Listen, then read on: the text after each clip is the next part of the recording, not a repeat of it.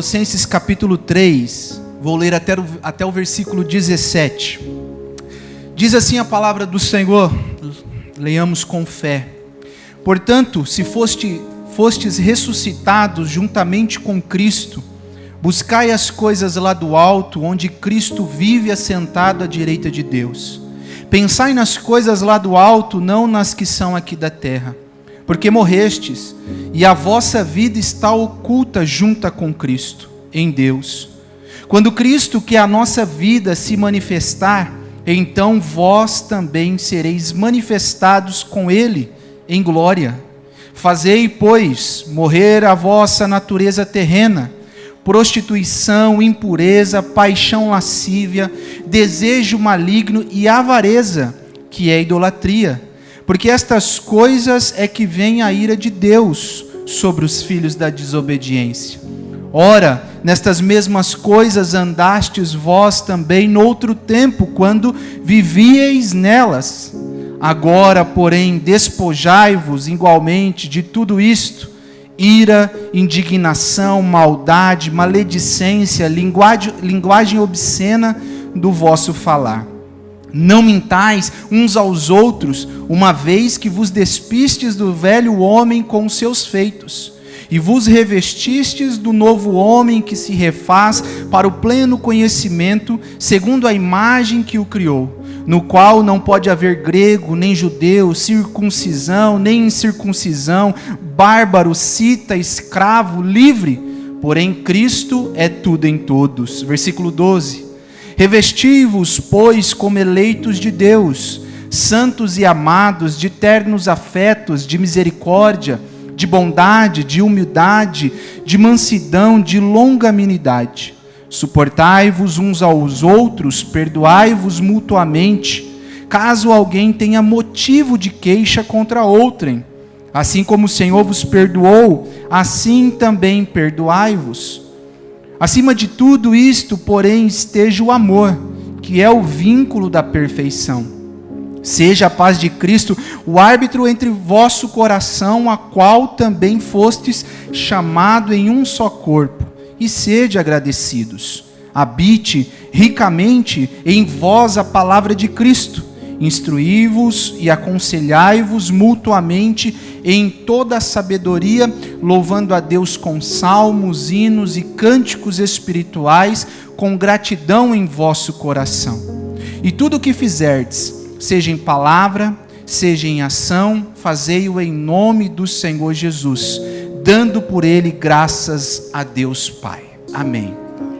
Irmãos, a igreja de Colosso, ou aos Colossenses, é uma igreja que Paulo escreveu a sua carta, comumente conhecida, aquelas cartas da prisão. Juntamente com ela, Paulo escreveu a carta aos Efésios, aos Filipenses e a Filemon. Interessante que quando Paulo escreve Colossenses, Paulo também escreve Filemon, porque Filemon era um membro da igreja de Colossos. Então a mesma pessoa que leva a carta aos Colossenses também leva a carta a Filemon. Uma carta destinada à igreja e a outra carta destinada a uma pessoa que é Filemon. A cidade de Colossos ficava aproximadamente 160 quilômetros de Éfeso. E provavelmente Paulo não tenha passado nessa igreja. Tem alguns textos que mostram que Paulo não os viu face a face. Juntamente ali com Colossos também tinha as cidades vizinhas de Laodiceia e Herápolis, que eram cidades muito famosas e muito ricas. E Paulo escreve essa carta a esses irmãos. Na sua prisão domiciliar, quando ele escreve essa carta, uma espécie de prisão que ele estava, ele recebe a visita de Epáfras, que provavelmente era o pastor da igreja.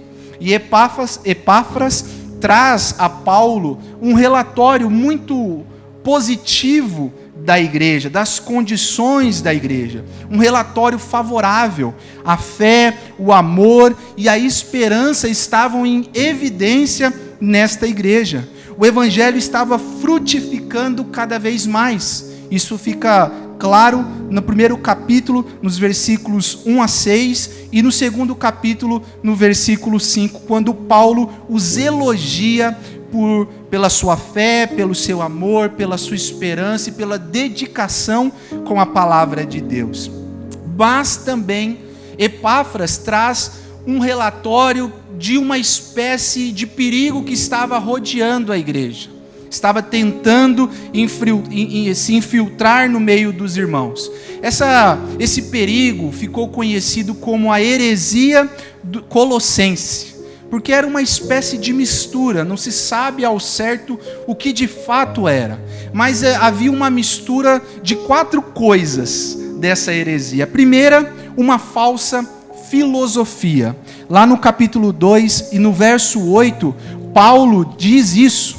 Ele diz o seguinte: cuidado que ninguém vos venha a enredar com sua filosofia e vãs sutilezas, conforme a tradição dos homens, conforme os regimentos do mundo e não segundo Cristo. Então uma falsa filosofia estava tentando penetrar a igreja, e essa filosofia negava a preeminência e a suficiência total de Cristo.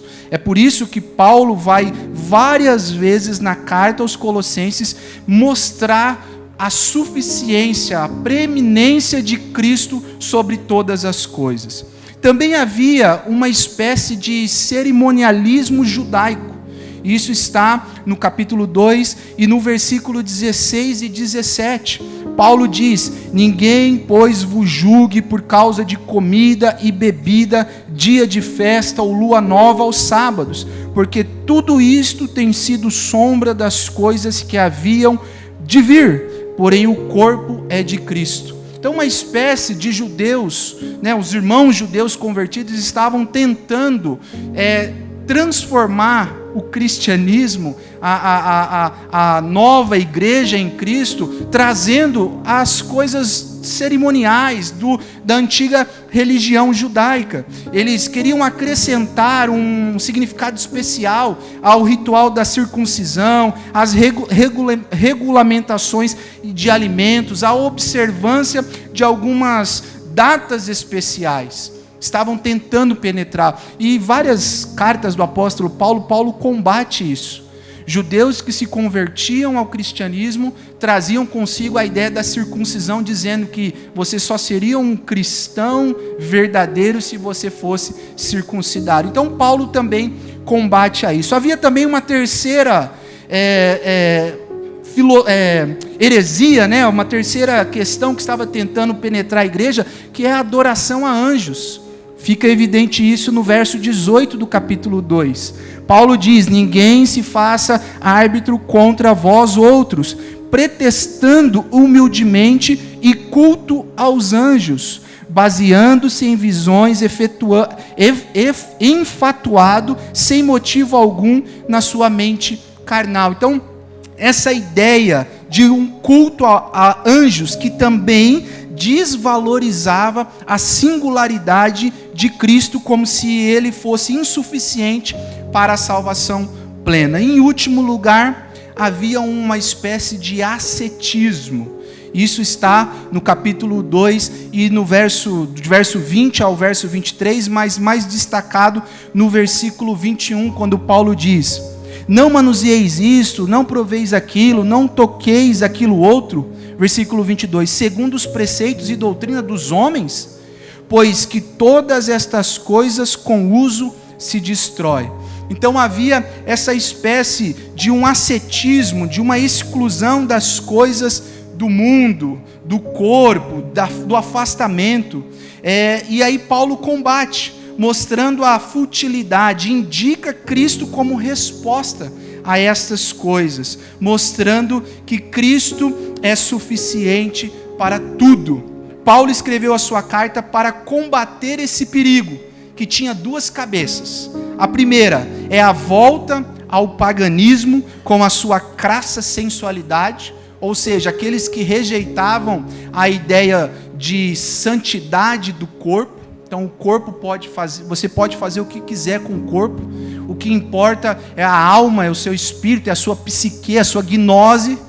e outros que já partia por outro extremo, dizendo que tinha que viver numa espécie de monasterio exclusivo, isolado. E Paulo mostra que em Cristo, nós temos uma nova vida livre dos rudimentos deste mundo.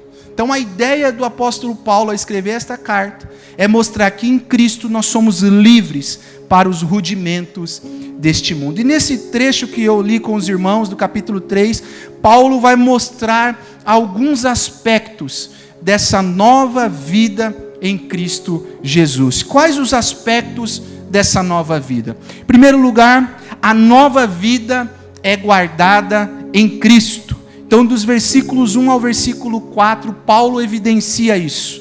E mais precisamente, destaca o versículo 3, ele diz: porque morreste, e a vossa vida está oculta juntamente com Cristo. Interessante, Paulo está mostrando que agora nós estamos guardados. A palavra oculta aqui dá essa ideia de guardados em Cristo Jesus. Não pertencemos mais a este mundo, não pertencemos mais aos rudimentos deste mundo, mas agora nós recebemos as bênçãos celestiais que Cristo conquistou para nós. Paulo lá em Efésios capítulo 1, verso 3, ele vai dizer isso, que nós somos abençoados nas regiões celestiais por meio de Cristo Jesus. É interessante que se você ver o primeiro versículo do capítulo 3, Paulo diz: portanto, se fostes ressuscitados juntamente com Cristo. Ele está fazendo a mesma alusão que ele fez ao versículo 20. Lá no versículo 20 ele diz: se morreste com Cristo para os rudimentos deste mundo. Então nós morremos, mas ressuscitamos com Cristo. A nossa vida agora está guardada em Cristo Jesus. Lá em Efésios, no capítulo 1, do capítulo 1 ao versículo 14, Paulo, várias vezes, o pastor pregou esses dias aqui no culto, várias vezes evidencia essa manifestação de Cristo e como nós estamos guardados. Por 10 vezes, Paulo traz a ideia dos crentes serem abençoados por meio dessa ligação com Cristo Jesus. Quando Cristo nos alcança, quando Cristo alcança o nosso coração, agora nós somos ligados em Cristo Jesus e já participamos das bênçãos que Ele conquistou através da sua morte e ressurreição. E aí naquele grande dia, quando Ele se manifestar, quando Ele voltar para buscar a sua noiva, Paulo escreve algo maravilhoso. Esse corpo corruptível se transformará em incorruptibilidade e para sempre nós teremos o corpo de glória de Cristo Jesus. Que maravilha, irmãos, é podermos compreender que nós estamos guardados, a nossa vida está oculta em Cristo Jesus. Em várias passagens ao longo das Escrituras, nós vemos essa ideia dos crentes unidos a Cristo. O próprio Senhor Jesus, naquele belo discurso de João capítulo 15, ele vai dizer que Ele é a videira, nós somos os ramos, estamos ligados a Ele. Em outra passagem, Paulo vai dizer, 1 Coríntios 6, que Jesus é a cabeça e nós somos o seu corpo. Cristo é o fundamento e nós somos as pedras vivas unidas a este fundamento, é o que Pedro diz na sua primeira carta. Paulo também mostra, uma metáfora do casamento, o marido e a mulher. Ele diz: o casamento entre o marido e a mulher aponta derradeiramente para a união entre Cristo e os crentes. E Paulo começa o capítulo 3, depois dele mostrar todos esses acontecimentos que estavam ali tentando penetrar a igreja, ele começa o seu discurso, a sua escrita, a sua exortação, mostrando que os crentes já não vivem mais para os rudimentos deste mundo, mas vivem agora para Cristo Jesus, e vivendo para Cristo Jesus, nossos pensamentos agora são do alto e não mais da terra, e sendo nossos pensamentos do alto, agora nós estamos guardados, ocultos em Cristo Jesus, e nada absolutamente nada pode nos separar do amor de Cristo, do amor de Cristo Jesus. Interessante que lá em Romanos capítulo 8, Paulo elenca várias coisas que podem tentar separar-nos do amor de Cristo. Mas no final, ele conclui seu pensamento dizendo: nada, absolutamente nada pode nos separar do amor de Deus que está em Cristo Jesus. Somos guardados, nossas motivações e anseios já não são mais preenchidas com as coisas desta terra, mas com as coisas do alto. Paulo diz: pensai, verso 2, nas coisas lá do alto, não nas daqui da terra. Paulo diz em Filipenses capítulo 1, verso 21, que agora o viver para ele é Cristo Jesus. Gálatas capítulo 2, verso 20, o apóstolo diz: já não sou eu quem vive, mas Cristo que vive em mim. E esse viver que agora tenho na carne, vivo pela fé no Filho de Deus. Que bonito é compreendermos, é entendermos que nós estamos guardados em Cristo Jesus. E essa é uma teologia bonita da fé reformada, a perseverança dos santos, e alguns até trazem a palavra também, preservação dos santos. Ao mesmo tempo que Deus nos ajuda na perseverança a caminhar com Ele até o fim, ao mesmo tempo também Ele nos preserva, porque nós estamos guardados em Cristo Jesus. O Senhor Jesus disse que nada pode nos arrebatar das suas mãos. Paulo começa seu discurso mostrando que as filosofias vãs do mundo, que as ideias de abstinência, de ascetismo, que aquelas coisas, os rudimentos, as cerimônias, tudo isso não é nada se comparado ao que nós somos em Cristo Jesus, ao que nós temos através de Cristo Jesus. E aí no verso 4, ainda nesse bloco, Paulo vai mostrar que a nossa grande expectativa é o retorno do nosso Senhor, para com Ele vivermos eternamente. Ele vai mostrar quando Cristo, versículo 4, que a nossa vida se manifestar, então vós também sereis manifestados com Ele em glória. Essa é a nossa esperança.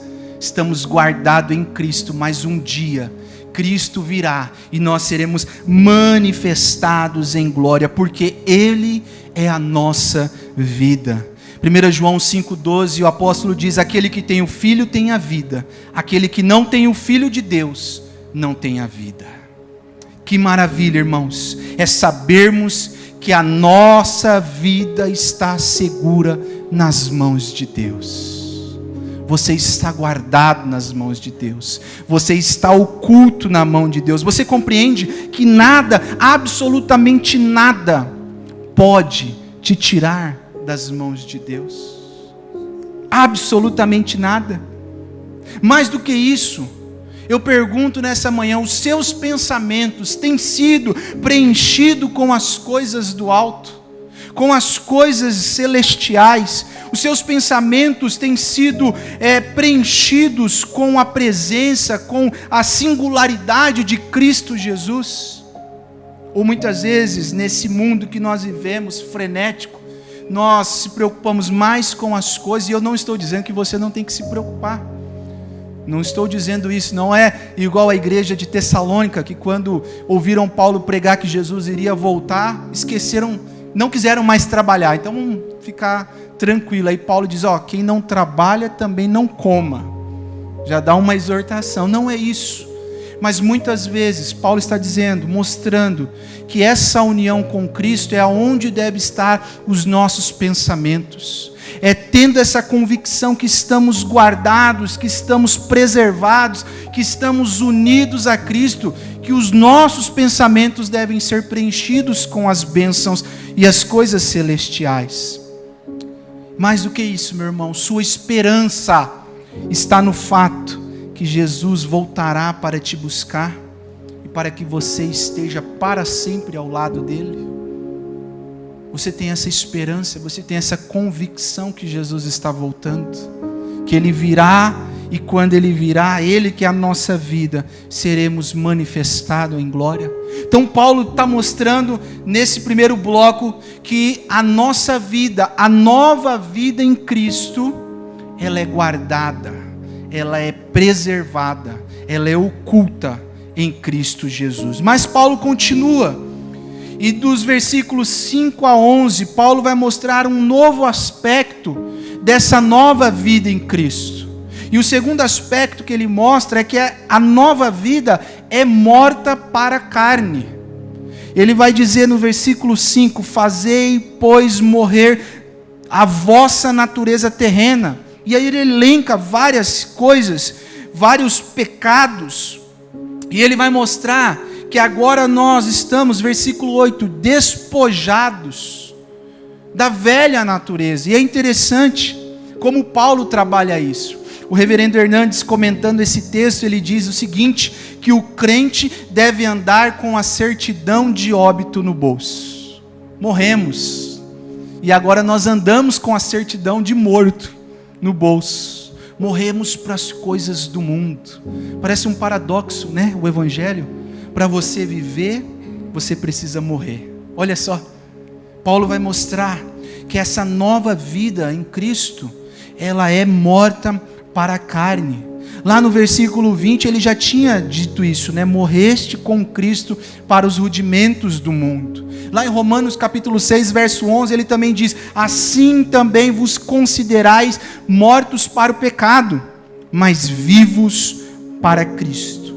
E é interessante como Paulo constrói progressivamente o pensamento dele nesse capítulo 3, porque ele vai mostrar aqui como que o pecado afeta o homem, nos afeta e nos destrói. Paulo chama a atenção dos colossenses para o fato que o pecado da velha natureza causa duas grandes destruições. E ele vai mostrar isso. Primeira destruição, o pecado destrói o próprio pecador. Versículo 5, Paulo diz, fazei, pois, morrer a vossa natureza terrena, prostituição, impureza, paixão lascívia, desejo maligno, avareza, que é idolatria. Então Paulo mostra que o pecado, ele afeta o pecador, a pessoa unicamente exclusiva, né? O ser ali, o homem que está pecando. Ele tem essa capacidade de destruir, ele elenca pecados morais aqui, que a pessoa que vive aprisionada na velha natureza participa, efetua. Mas em segundo lugar, Paulo também vai mostrar que o pecado causa uma destruição ainda maior. O pecado destrói a relação com o próximo. Então ele não é só moral, ele também é social. Versículo 8 e versículo 9, Paulo diz, agora, pois, despojai-vos igualmente de tudo isto, ira, indignação, maldade, maledicência, linguagem obscena do vosso falar. Não mintais uns aos outros, uma vez que vos despistes do velho homem com seus feitos. Olha que interessante que Paulo está mostrando, que o pecado, ele destrói a pessoa moralmente, mas ele também tem uma capacidade de destruir a relação com o próximo. E aqui Paulo faz uma progressão. Ele mostra que o pecado, ele vai nascendo no coração com a ira.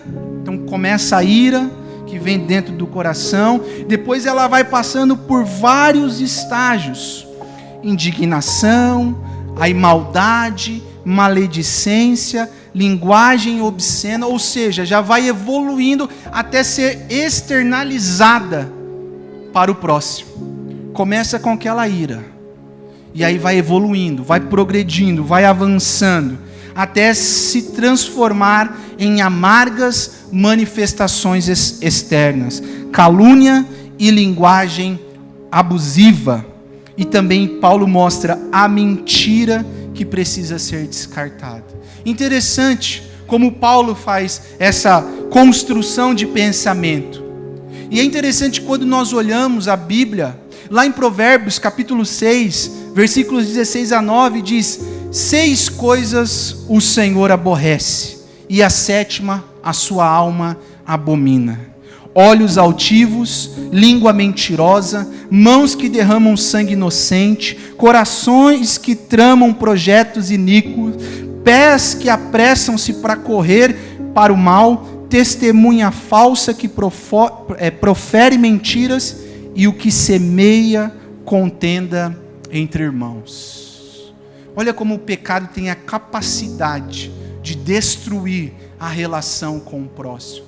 O Dr. Russell Shedd, comentando esse texto, ele diz o seguinte: as críticas aos nossos irmãos devem ser de tal modo dominadas pelo amor, que sempre expresse o desejo de encorajar e nunca a intenção de destruir maliciosamente.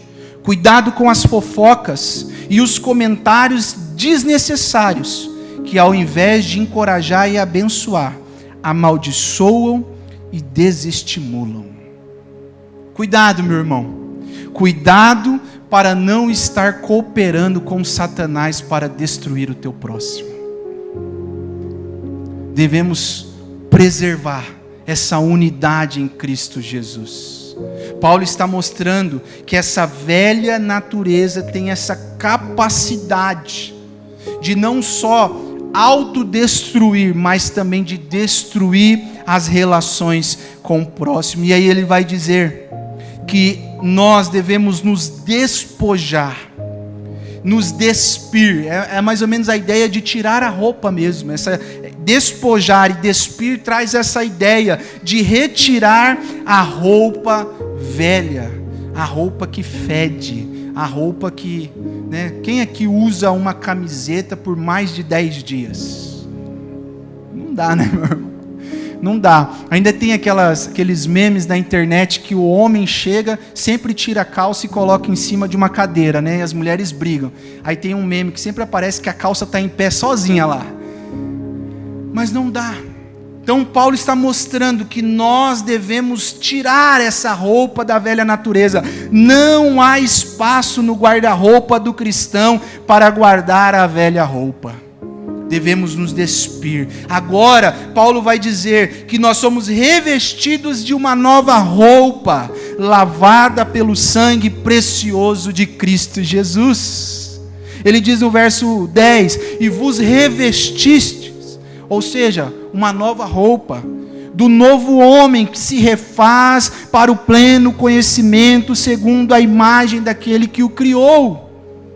Olha que bonito, olha que ideia, olha a construção do apóstolo Paulo. Então você tem que tirar, você tem que se despir, despojar dessa velha roupa, dessa natureza que traz coisas ruins, e agora vocês têm que se revestir, ou seja, vocês estão sendo revestidos de uma roupa que é lavada no sangue de Cristo, a fim de quê? De parecer a sua imagem.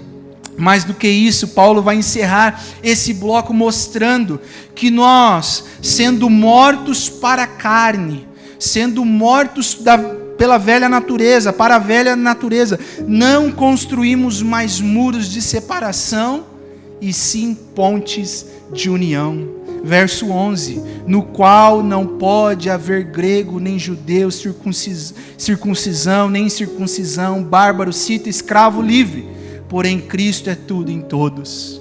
Repare que ele elenca os pecados sociais que podem afetar o próximo. Ele mostra que isso é uma destruição. Ele diz que nós temos que nos revestir, tirar isso da nossa vida, nos revestir do novo homem que busca o pleno conhecimento de Cristo, de Deus. E mais do que isso, através disso, agora nós fazemos parte de um mesmo povo. Não há mais distinção, não há mais classe, não há mais barreiras, não há mais muros de separação. Agora somos todos um em Cristo Jesus. Citei esses dias uma frase que o pastor Dalmo gosta de usar, que na igreja pode haver panelinha, viu? E aí as pessoas, né, olharam assim para o pastor Dalmo, ele disse assim: só não pode haver tampa. Sempre tem que caber mais gente nessa panela, viu?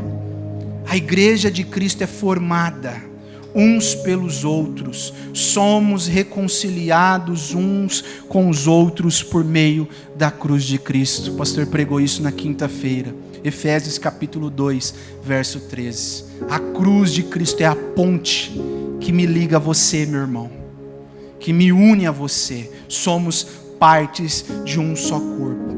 Quais pecados não foram retirados da sua vida? O que você precisa matar hoje da sua velha natureza? Ou de repente, não, Daniel, eu estou revestido da nova roupa em Cristo, mas eu sempre ando com uma malinha da velha natureza. Paulo está mostrando que nós temos que se despir, se despojar disso. Não ande com roupas da velha natureza. Não existe cristão pela metade. Eu sou crente, mas meu braço não é. Eu sou crente, mas eu não aceito desaforo. Olha só, Atos diz que os apóstolos se alegravam de serem caluniados. Pedro e João, quando foram lá no Sinédrio, eles saíram alegres porque foram confrontados, afrontados, zombados, por conta do nome de Cristo. Ou, não mexe comigo, ou, se mexer comigo vai ver. Essa não é uma linguagem do cristão. Essa não é uma linguagem da nova vida em Cristo Jesus. Fale para Cristo hoje, meu irmão, o que precisa morrer na sua vida. A gente já faz aqui o velório, hoje. Fazemos o velório da velha natureza. E saia daqui para viver uma vida nova, plenamente satisfeita e santa em Deus. Através de Cristo Jesus.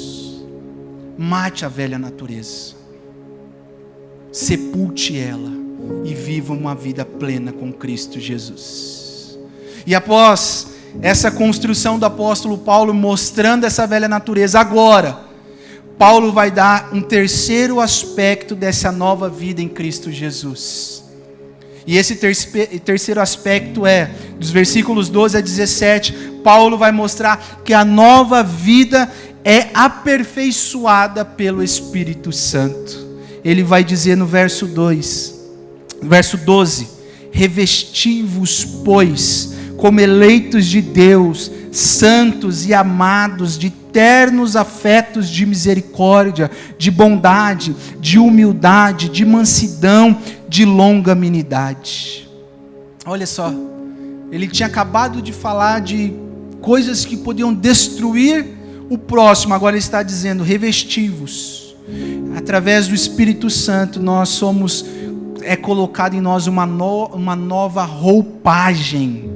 E nós temos agora virtudes que são cultivadas na nossa vida. Interessante que antes de enfatizar essas virtudes que o cristão deve cultivar, Paulo mostra o que em Cristo nós somos. Ele começa dizendo, revesti-vos, pois, como eleitos de Deus, santos e amados. O que em Cristo nós somos para Deus? Nós somos eleitos. Não fomos nós quem escolhemos a Deus, mas foi Ele quem nos escolheu. Nós somos santos, e a ideia de santo aqui é a ideia de separação. Fomos separados do mundo. O povo de Deus é separado do mundo para ser propriedade exclusiva de Deus. E nós somos amados. O amor de Deus pelo seu povo é eterno. O apóstolo João vai dizer que nós amamos porque Deus nos amou primeiro. 1 João capítulo 4, verso 19.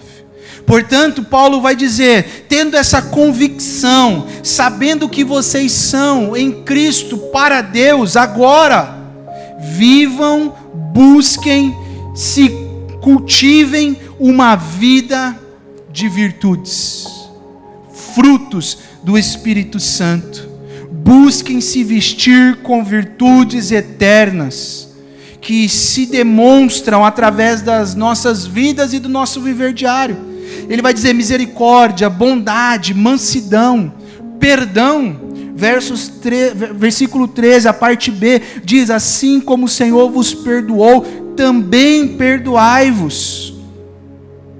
Ele vai dar o exemplo de Cristo, que nos perdoou sendo nós pecadores, homens que blasfemaram contra Deus, pecaram contra Deus, ofenderam a santidade de Deus, mas mesmo assim Deus nos perdoou. E o cristão é aquele que perdoa porque sabe que foi perdoado, que um dia Deus perdoou-nos e nos salvou. E aí Paulo vai concluir com o verso 14, e Paulo é um escritor, um teólogo, né? O teólogo do amor, que aí ele fecha em várias cartas. Nós vamos ver como que o Paulo elenca isso. Ele vai dizer: acima de tudo isto, ou seja, todas estas coisas, esteja o amor, que é o vínculo da perfeição. O cristão é conhecido pelo amor. O Senhor Jesus diz lá em João capítulo 13, versos 34 e 35, os meus discípulos serão conhecidos se amarem uns aos outros como eu vos amei. O amor é a insígnia que mostra o verdadeiro cristão. Não existe cristão que não ame.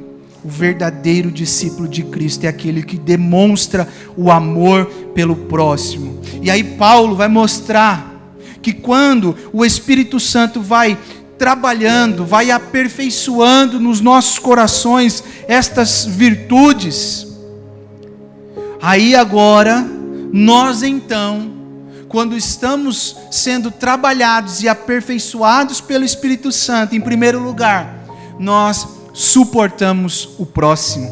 Verso 13: suportai-vos uns aos outros, perdoai-vos mutuamente, caso alguém tenha motivo de queixa contra outrem. Esse suportar aqui não é aquela ideia de que eu tolero. Eu tolero. Eu tolero o Maico. Não é essa a ideia. A ideia de suportar aqui é a ideia de suporte mesmo, de escora. Paulo está dizendo que nós temos que ser escora, sustentar, carregar o próximo. Essa é a ideia. Se o Espírito Santo está trabalhando no nosso coração, aperfeiçoando essa nova vida, agora nós podemos sustentar, suportar, carregar, escorar aquele que está mais fraco do que nós. Pegar na mão, ajudar, andar junto, dizer: venha meu irmão, estou orando por você, estou sentindo a tua falta, preciso de você. Esse é o corpo de Cristo. Paulo vai dizer que se o Espírito Santo trabalha, nós temos essa capacidade agora. Repare que ele faz elenca todas aquelas coisas contra o próximo, aqueles pecados, e ele está mostrando que quem é aperfeiçoado pelo Espírito, agora tem essa capacidade, porque não é de nós, é o Espírito Santo que nos mostra. Em segundo lugar, nós compreendemos que fazemos parte de um único só corpo. Um único corpo. Versículo 15. Seja a paz de Cristo o árbitro em vosso coração, a qual também fostes chamados em um só corpo, e sede agradecidos. Entendemos agora, como eu disse alguns dias atrás, que não existe cristão carreira solo. Não existe. Fazemos parte de um único corpo, o corpo de Cristo Jesus. Vários membros, com vários dons, como foi cantado aqui hoje pela manhã, cada um colocado, dentro do corpo para um propósito, mas todos trabalham para uma só coisa, para um só propósito. Qual é esse, Daniel? Edificação do corpo de Cristo. Entendemos agora que não somos mais isolados. Terceiro, agora também transmitimos a palavra de Deus com propósito de edificação. Verso 16: habite ricamente em vós a palavra de Cristo. Para quê? Instruí-vos, aconselhai-vos mutuamente. não é para viver isolado, mas é para aconselhar, para instruir em toda a sabedoria, louvando a Deus com salmos, hinos, cânticos espirituais, com gratidão no coração. E quarto, quando nós estamos sendo aperfeiçoados nessa nova vida em Cristo Jesus pelo Espírito Santo, tudo o que nós fazemos é para a glória de Deus. Versos 17 e 23, Paulo diz: e tudo o que fizerdes, seja em palavra, seja em ação, fazei-o em nome do Senhor Jesus, dando por ele graças a Deus Pai. No verso 23 desse mesmo capítulo, Paulo diz: tudo quanto fizerdes, fazei-o de todo o coração, como para o Senhor e não para homens. Você tem buscado cultivar os frutos do Espírito Santo no seu viver diário? Amor, bondade, domínio próprio. Você tem buscado pedir ao Espírito Santo que te aperfeiçoe nessa caminhada cristã que às vezes é muito difícil. Não é uma rua reta, sem nada, onde você vai tranquilamente, igual aquelas estradas, né, de outros países, que não tem buraco, que não tem nada, e você pode ir. Não. Vida cristã é umas ruas, umas estradas que a gente pega indo lá para o Nordeste. Meu pai foi para a Amazônia, agora em agosto, 4 dias de viagem, 8.000 km, né? Ida e volta, na verdade. Então ele gastou 4.000 quilômetros e 4 para voltar. E aí ele pegou a Transamazônica lá, e ele fez várias filmagens para mandar para a gente. Loucura. Falei, loucura, eu ia de avião, ou de ônibus, mas cada um sabe. Mas a vida cristã é assim, meus irmãos. Mas nós devemos pedir constantemente a ajuda do Espírito Santo para que Ele aperfeiçoe em nós esses frutos, para que esses frutos sejam evidenciados, para que a cada dia nós possamos nos parecer mais à imagem de Cristo Jesus. O Espírito Santo, mais do que tudo isso, tem te convencido do pecado, do juízo e da justiça de Deus? Eu sempre digo, às vezes para os jovens assim, que a grande questão é se o Espírito Santo tem falado no nosso coração quando nós estamos pecando. A gente errou, você sente o Espírito Santo te convencendo do pecado, ou seu coração já está cauterizado? Tanto faz, vira um hábito pecar. Ou o Espírito Santo tem te convencido? E por último, como você tem servido o corpo de Cristo? Como você tem ajudado na edificação do corpo de Cristo? Paulo vai nos mostrar que essa nova vida em Cristo Jesus, ela é guardada, ela é unida em primeiro lugar a Cristo. Sendo unida a Cristo, ela é morta para a carne, para o pecado, para os rudimentos deste mundo. E sendo morta para a carne, morrendo para as coisas do mundo, nós somos vivificados, aperfeiçoados, com frutos celestiais, para viver uma vida que represente e que demonstre Cristo Jesus, através de tudo que nós fazemos. Que Deus nos ajude a viver essa nova vida. Que o Espírito Santo aperfeiçoe no nosso coração essas virtudes, para que em tudo possamos glorificar o nome dEle. Curva a sua cabeça. Pai, te agradecemos pela Tua palavra. Obrigado, Senhor, porque em Ti nós somos guardados. Nada, absolutamente nada, pode nos arrebatar das Tuas mãos. Estamos guardados, ocultos em Ti, Jesus, e Te louvamos, porque através disso nós participamos das bênçãos celestiais conquistadas pelo Senhor. Obrigado, porque o Senhor nos alcançou, e nesse alcance do Senhor nós morremos para tudo o que é pecaminoso, destrutivo desse mundo, para os rudimentos deste mundo, e agora nós vivemos única e exclusivamente para o Senhor, que é a nossa vida. Nos ajude na nossa caminhada. Espírito Santo, aperfeiçoe em nossa vida estas virtudes, para que possamos servir o Teu corpo com alegria, para que possamos ajudar com palavras, com ações, na edificação do Teu corpo. Usa-nos, ó Pai, com os dons que o Senhor nos deu, para que possamos em tudo manifestar a Tua glória. Essa é a nossa oração com fé, em nome de Jesus. Amém. Amém, meu irmão. Deus abençoe.